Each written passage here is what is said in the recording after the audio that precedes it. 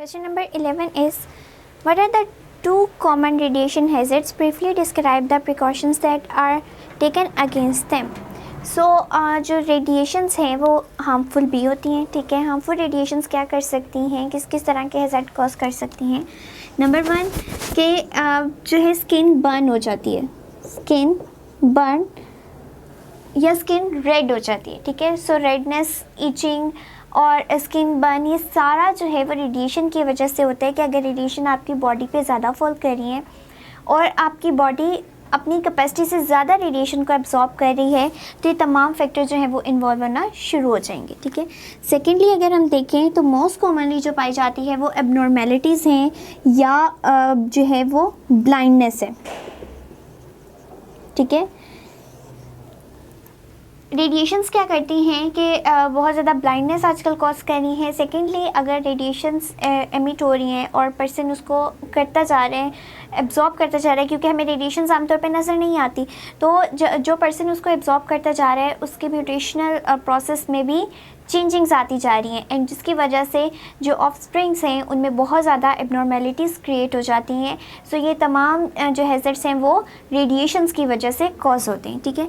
अब इसके अकॉर्डिंगली अगर हम प्रिकॉशंस देखें कि क्या हो सकती है, तो हमें स्किन बर्न से, रेडनेस से स्किन को बचाने के लिए क्या करना पड़ता है, ग्लव्स यूज़ करने पड़ते हैं, ठीक है. लेड के बने हुए ग्लव्स यूज़ करें. कभी भी जो है रेडियो एक्टिव एलिमेंट है, जो भी सोर्स है, उसको हाथों से फ़ौरन से नहीं पकड़ना, उसके लिए प्रॉन्ग्स यूज़ करें, डिफरेंट उसको चीज़ों से पिकअप करें, बिल्कुल एग्जैक्टली हाथ से उठा के उसको यूज़ ना करें, ठीक है. ग्लव्स होते हैं, एप्रन्स होते हैं ताकि बॉडी कवर रहे, रेडिएशंस जो हैं उस पर फॉल ना करें. अब सिंपल जो एप्रन्स हम आमतौर पे किचन के लिए यूज़ करते हैं या जो ग्लव्स यूज़ करते हैं वो इसके लिए बिल्कुल भी सही नहीं है, क्योंकि हमें किसी स्पेशल मटेरियल के चाहिए, ठीक है, ताकि वो उन रेडिएशन को एब्जॉर्ब कर सकें और हमारी स्किन तक वो ना पहुँचे. तो मोस्टली लेड वगैरह जो हैं रेडिएशन को एब्जॉर्ब करते हैं, इस वजह से उनके बने हुए एप्रन्स जो है एंड ग्लव्स वगैरह यूज़ किए जाते हैं. इसी तरह अगर ब्लाइंडनेस वगैरह से बचना है तो सोर्स को कभी भी डायरेक्टली पेशेंट के सामने नहीं करना, ठीक है. क्या होता है कि अगर चूँकि अगर हम बाकी चीज़ों में देखें तो क्या करते हैं, लेट्स सपोज ये पर्सन है अगर, ठीक है, इसके ऊपर अगर वाटर फॉल करवाएं, ठीक है, तो हम डायरेक्टली फॉल करवा देते हैं, कोई इफेक्ट तो नहीं पड़ेगा. लेकिन हम ऐसा नहीं कर सकते कि रेडिएशंस यहाँ रखी, रेडिएशन का सोर्स जिसमें से रेडिएशन निकली है उसको यहाँ रखा ताकि इस बॉडी के ऊपर जस्ट रेडिएशंस फॉल कर जाएं. हम ऐसा बिल्कुल नहीं कर सकते. हमें बिल्कुल इसको प्रोटेक्ट वे में उस पर्सन तक पहुंचाना है. उसके लिए क्या यूज़ की जाती हैं, डिफरेंट मशीन्स यूज़ किए जाते हैं, डिफरेंट कंटेनर्स यूज़ किए जाते हैं और बल्कि इनको सोर्सेज को रखने के लिए दो कंटेनर यूज़ किए जाते हैं. पहले एक कंटेनर में रखा जाता है, उसको बंद करके सील पैक करके फिर दूसरे में रखा जाता है, फिर भी रेडिएशन उसमें से एमिट होकर उस पर्सन तक पहुंचती हैं, ठीक है.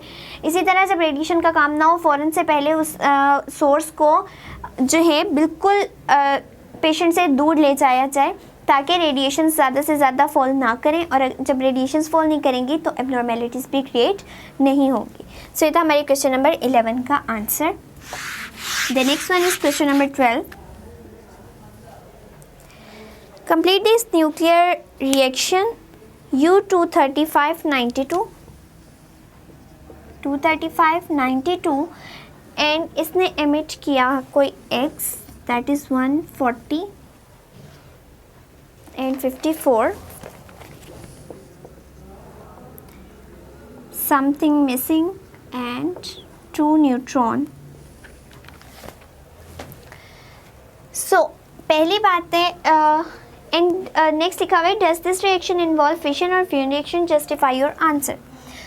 सो एक हमें जो रिएक्टेंट है वो एक नज़र आ रहा है, ठीक है, जिसने इनिशियलाइज करवाया रिएक्शन को. अब जो चीज़ें प्रोड्यूस हो रही हैं वो हमारी प्रोडक्ट होती है, ठीक है. तो रिएक्टेंट में हमें जस्ट एक न्यूक्लियाइड नज़र आ रहा है, जबकि इसकी वजह से 2 स्मॉलर न्यूक्लियाई प्रोड्यूस हो रहे हैं, ठीक है. तो ये हमारा कौन सा प्रोसेस है जिसमें ये कंडीशन होती है कि एक सिंपल न्यूक्लियाई जो है वो ब्रेक डाउन होकर 2 में कन्वर्ट होगा, तो ये हमारा है फिशन रिएक्शन, ठीक है. इसमें एक लार्जर न्यूक्लियाई था जो ब्रेकअप होके या जो है उसमें ब्रेक डाउन होने के बाद वो 2 स्मॉलर न्यूक्लियाई में चेंज हो गया, वो है हमारा फिशन रिएक्शन। अब हमें कहा गया है कि एक कोई एक्स है 140 54। सेकेंडली हमने बताना है कि कौन सा होगा। लेट सपोज कि अब यहाँ पे हम इसको एक्स ही मेंशन कर लेते हैं फ़िलहाल, ठीक है। अब देखिए तो टोटल कितना है 235, ठीक है। 235 में से 140 पहले ही हमने निकाल लिया, ठीक है। 140 यहाँ पे एंड 1 यहाँ पे, तो 141 हो गया, ठीक है। 141 और ये क्या है 235, तो जिसका रिमेनिंग फाइंड आउट करना है वो किस तरह आएगा कि टोटल में से इतना माइनस कर दें तो हमारे पास नेक्स्ट फिगर आ जाएगा जो कि इस x वैल्यू का होगा। सो 235 minus 141, so it will become 94, ठीक है। 94 यहाँ हो गया। अब 92 पहले था जिसमें से 54 यहाँ पे आ गया और यहाँ पे 0 है, ठीक है। इट मीन 0 को हम कंसीडर नहीं करेंगे, बट 92 माइनस 54 करेंगे तो हमारे पास ये 38 आ जाएगा, ठीक है। 94 38 का एक जो हमारे पास न्यूक्लियाइड है वो प्रोड्यूस होगा इन अ फिशन रिएक्शन जब हम U235 92 को ब्रेक डाउन करेंगे, उसमें से रेडिएशंस एमिट होंगे, ठीक है। एंड बेसिकली ये स्ट्रॉन्शियम का होता है, ठीक है। सो ये था हमारा क्वेश्चन नंबर 12 जिसमें हमने इक्वेशन को कंप्लीट करना था कि किस तरह से जो नेक्स्ट वाला मिसिंग न्यूक्लियाइड है वो फॉर्म होगा। Question number 13 is nuclear fusion reaction is more reliable and sustainable source of energy than the nuclear fission chain reaction. Justify the statement with plausible arguments. So क्या होता है कि fusion reaction जो है वो ज़्यादा रिलायबल है, ज़्यादा एनर्जी से गेन की जा सकती है as compare to the fission reaction. होता क्या है कि फिशन रिएक्शन में एक न्यूक्लियाई जो है वो ब्रेक डाउन करके 2 स्मॉलर न्यूक्लियाई में चेंज होता है with the emission of neutrons, ठीक है।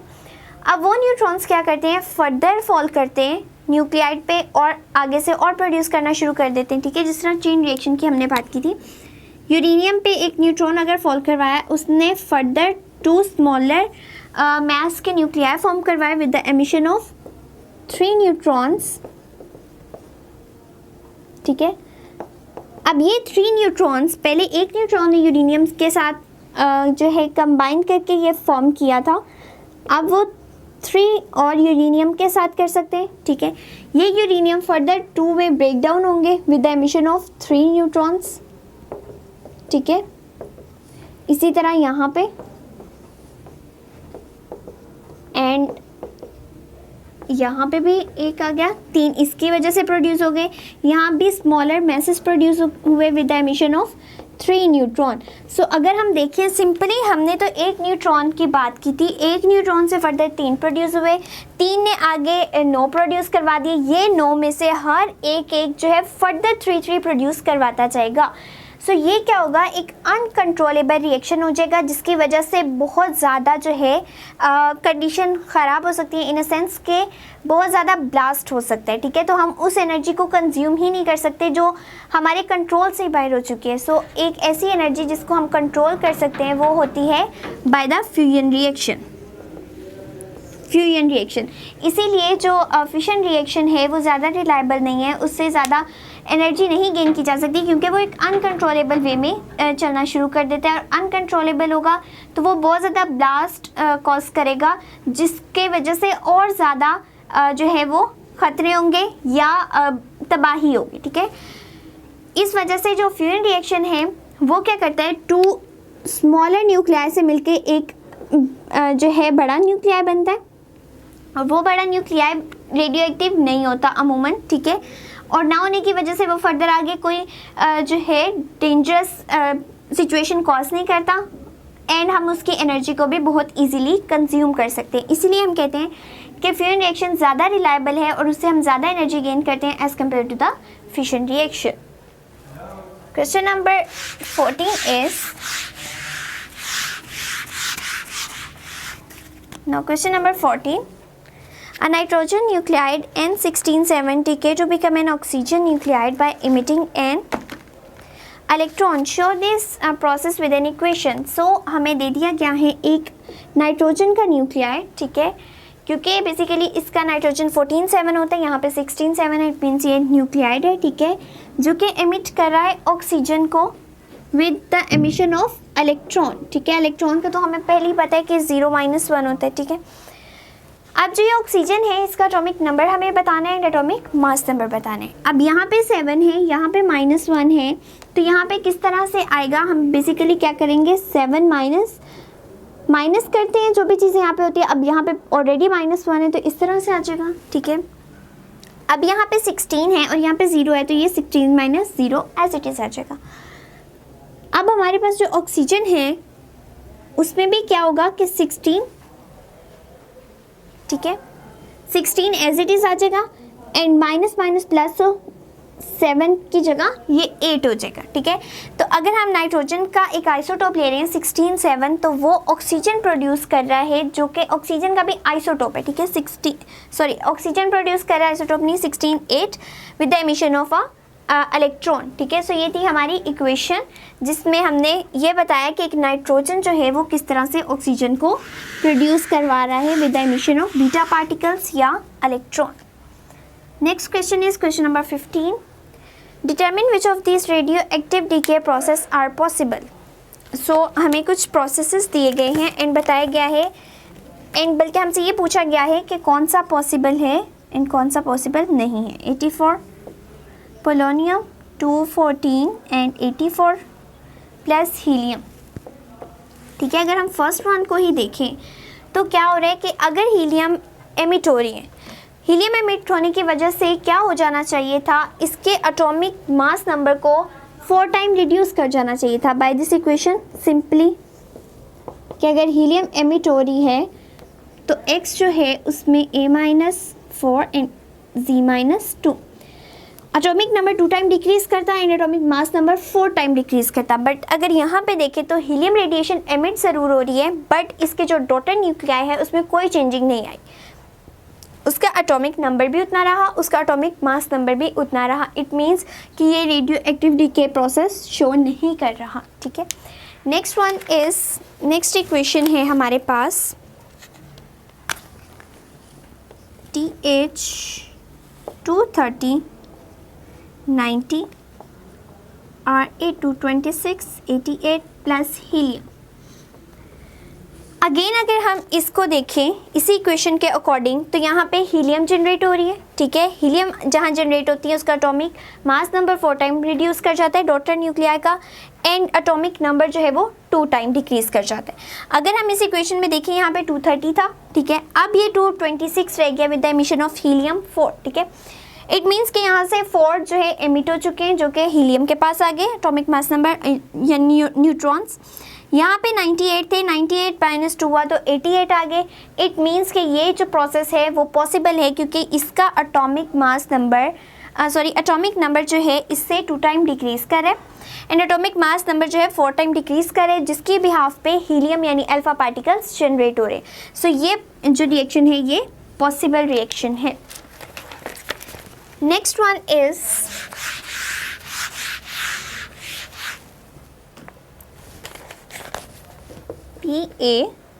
Pa233 and 91 give you 233 92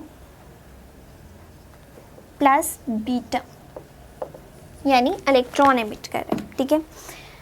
अगर हम सिंपल इक्वेशन देखें फॉर इलेक्ट्रॉन एमिशन तो क्या इस तरह से आती है, -1 and x Z+1 and a में नो चेंज, ठीक है।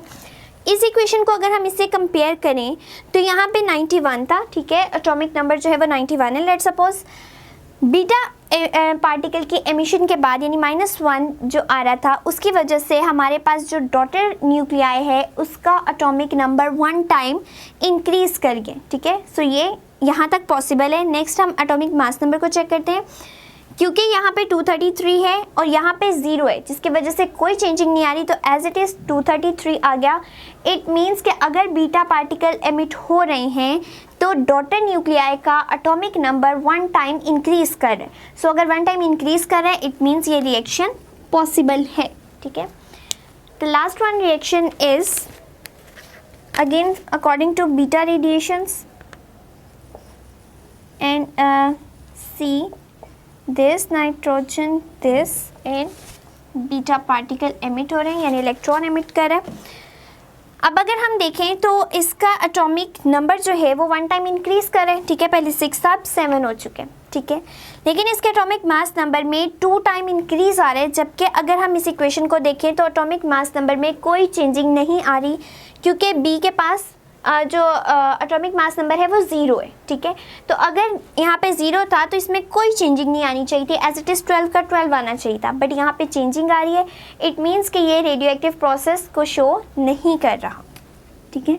सो हमारी ये इक्वेशन यूज़ नहीं हो सकती। सो ये थे हमारे क्वेश्चन आंसर्स।